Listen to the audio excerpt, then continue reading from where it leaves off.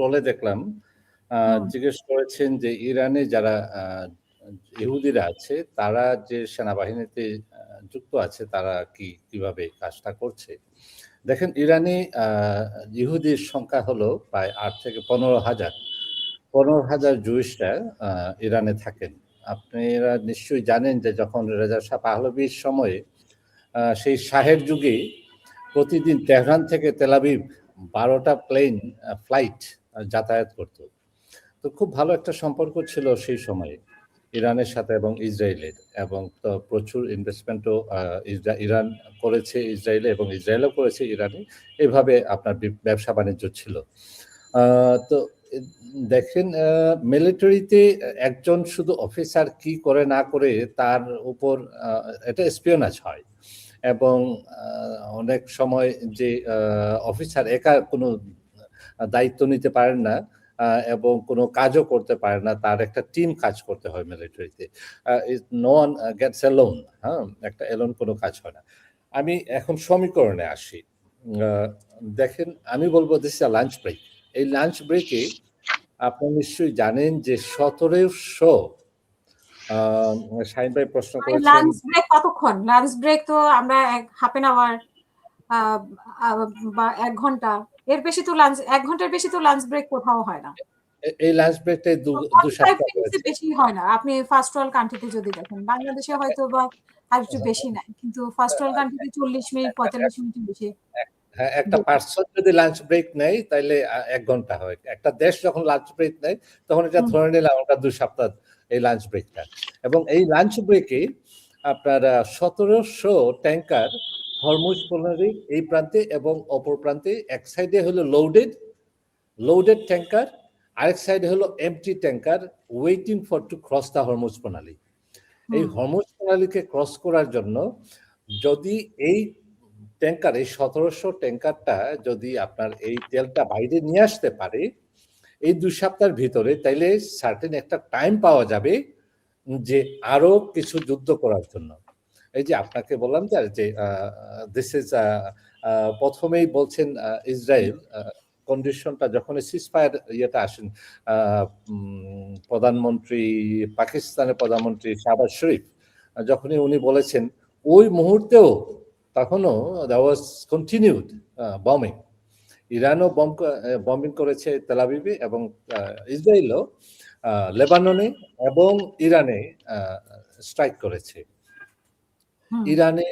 ইরানের দেখেন একটা কন্ডিশন ছিল যে তার যে প্রক্সি ওয়ার যারা করছিল ইয়েমেন এবং হুতি এবং হিজবুল্লাহ লেবাননের, সেই তাদেরও সিকিউরিটি দেওয়ার জন্য।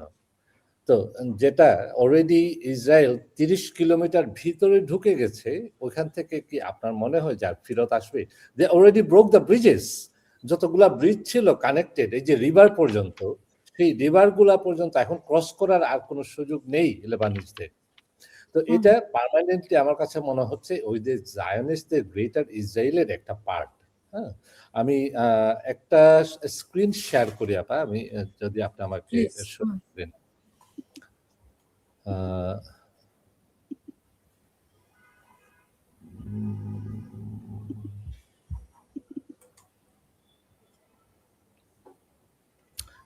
দেখা যাচ্ছে আপনার স্ক্রিনটা? হ্যাঁ, দেখতে পাচ্ছি। এই যে দেখেন এখানে ৮টা ব্রিজ, এই যে দেখেন বিশাল ব্রিজগুলা, এই ৮টা ব্রিজ গতকাল ধ্বংস করা হয়েছে। এই যে ১টা, ২টা, ৩টা, ৪টা, ৫টা, ৬টা, ৭টা, ৮টা, এই ৮টা ব্রিজটাকে, এবং এই যে ব্রিজগুলা ইনফ্রাস্ট্রাকচারে আপনার ধ্বংস করা, তার মানে একটা দেশকে তার জাতিগতভাবে পিছনে ফেলে দেয়া অনেক বছর। আপনি যদি আসেন কিভাবে ইরানিরা কিভাবে সাপোর্ট করেছে, আপনি দেখেন যে ডোনাল্ড ট্রাম্প বলেছেন যে উনি পাওয়ার প্ল্যান্ট ধ্বংস করে দিবেন। আপনি দেখেন এই পিকচারে কি পরিমাণ মহিলারা এই পাওয়ার প্ল্যান্টকে সিকিউর করেছেন, বলছেন যে আমাদেরকে মেরে তারপরে পাওয়ার প্ল্যান্টকে ধ্বংস করো।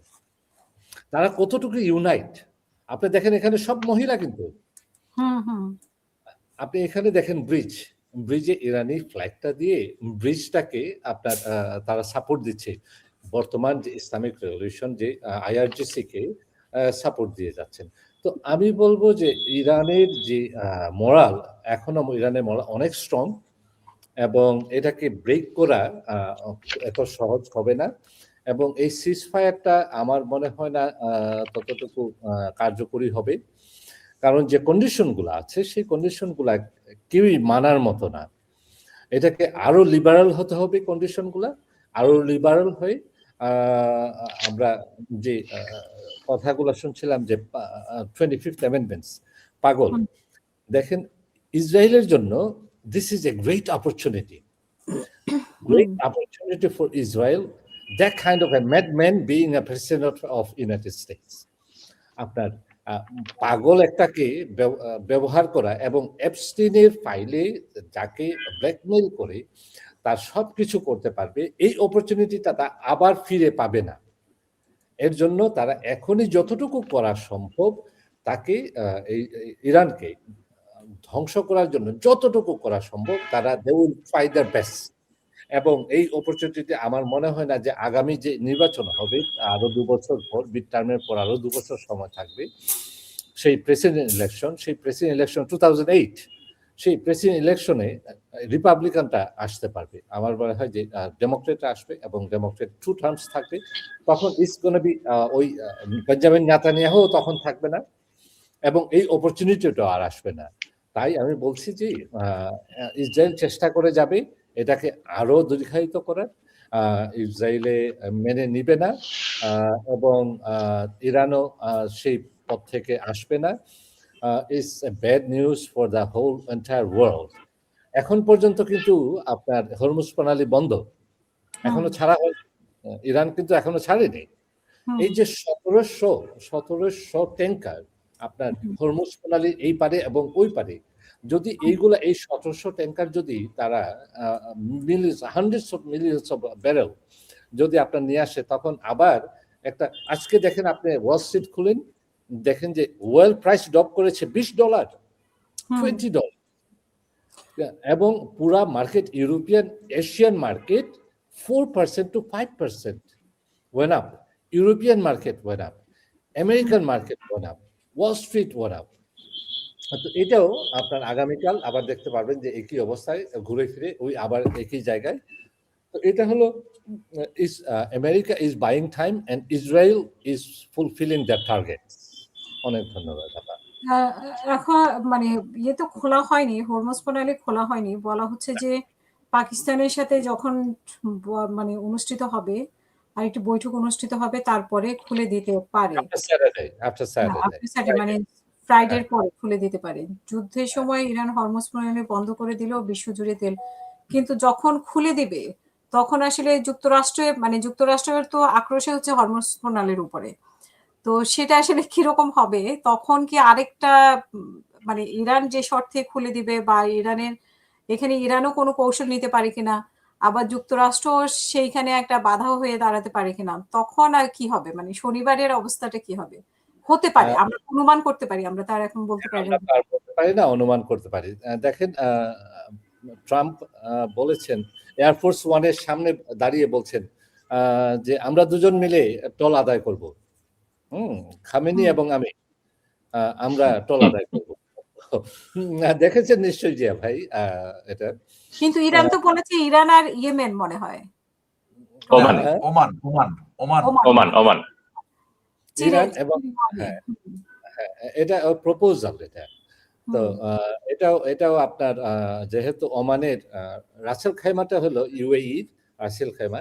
রাসেল খাইমা এবং ফারুজা আপনি যদি দেখেন, ম্যাপটা যদি দেখেন, তাহলে দেখবেন যে ইউএইর একটা চ্যানেল, সেই চ্যানেলকে বাইপাস করার জন্য এই হরমুজ প্রণালীটাকে, এই যে আপনার এই ন্যারো পয়েন্টটা বাইপাস করার জন্য আপনার দুবাইয়ের সাউদার্ন পার্ট অফ দুবাই, আহ, এখান থেকে আপনার একটা চ্যানেল তৈরি করা, এবং এই চ্যানেলটা ইউএইর ভিতরেই বোথ সাইড হরমুজ প্রণালী, হরমুজ গালফ অফ পার্সিয়া থেকে আপনার ইন্ডিয়ান ওশেন পর্যন্ত যে চ্যানেলটা, একটা নতুন চ্যানেল তৈরি করার জন্য $200 বিলিয়ন একটা প্রজেক্ট হুম। বলা হচ্ছে।